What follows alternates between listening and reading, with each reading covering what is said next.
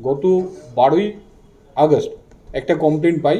সেই কমপ্লেনটা পাই আক্তার ও উমার সাহাজি বলে একজনের। এর বাড়ি বেসিক্যালি আমাদের শশীপুর আমনাগা থানার আন্ডারে। ওনার যেটা অভিযোগ ছিল, কোনো একজন পার্সন যে ফেক এটিএম কার্ড বা ক্রেডিট কার্ড তৈরি করে, মানে ইন এ সেন্সকে লোকেদের কাছ থেকে ডিটেলস নিয়ে তাদের নামে ও ক্রেডিট কার্ড ইস্যু করায় এবং সেগুলো দিয়ে ও জিনিস কিনে নিয়ে সেগুলোকে আবার অন্য জায়গায় বিক্রি করে তার যে বেনিফিটটা সেটা সে কালেক্ট করে নেয়। এই যাদের নামেও এটিএম কার্ডগুলো বানায় তাদেরকে খুব লিমিটেড কিছু 10,000 15,000 টাকা তারা যে ডকুমেন্ট দিচ্ছে তাদেরকে ভাড়া দেয়, অথচ তাদের নামে 3 লাখ 4 লাখ 5 লাখ এরকম টাকার ক্রেডিট ও অ্যাভেল করে এবং সেটা নিয়ে ও জিনিসগুলো কেনে। এটা জানার পরে এই যে ব্যক্তি কমপ্লেন করার পরে আমাদের যে আয়ও ছিল এটাতে আসিফ মণ্ডল এক্সেলেন্ট কাজ করে।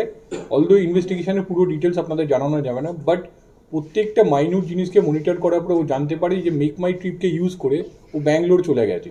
আমাদের টিম ওই আশিস মণ্ডলের নেতৃত্বে এবং এসডিপিও সাহেব আইসি সাহেব ওটাকে সুপারভাইজ করে, আমাদের টিম যায় ব্যাঙ্গালোরে এবং ওইখানে গিয়ে আমরা শেখ আসান আলী বলে একজনকে, যে আমাদের বেসিক্যালি এই শিবদাসপুর শিলদা বলে একটা জায়গা আছে নর্থ চব্বিশ পরগনা, সেইখানকার একজন বাসিন্দা, তাকে ব্যাঙ্গালোর থেকে ওখানে ডিরেক্ট অ্যারেস্ট করে এবং ওখানকার কোর্টে ট্রানজিট রিমান্ডে এখানে নিয়ে আসা। তদন্তের সময় জানা যায় ও হিউজ নাম্বারে পার্সনসে এরকম ম্যানিপুলেশন করে এবং এটাও জানা যায় যে ব্যক্তি কমপ্লেন করে সেও অ্যাকচুয়ালি একজন বেনিফিটেড।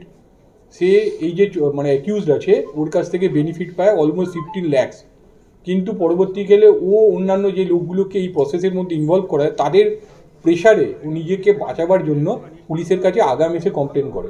ডিউরিং ইনভেস্টিগেশন এবং আমাদের পিসি পিরিয়ডে এই যে অ্যাকিউজড আছে তার কাছ থেকে আমরা হিউজ আর্টিকেলস সিজ করি, যেমন তার কাছ থেকে আমরা 84 ক্রেডিট কার্ড সিজ করেছি, 3টে মোবাইল সিজ করেছি, একটা ল্যাপটপ সিজ করেছি, 4টে সিম কার্ড আমরা সিজ করেছি এবং ওই যে পস মেশিন হয়, পিওএস মেশিন, যেগুলোর মাধ্যমে ক্রেডিট কার্ড সোয়াইপ করে জিনিস কেনা, এরকম আমরা 2টো জিনিস মানে সিজ করেছি।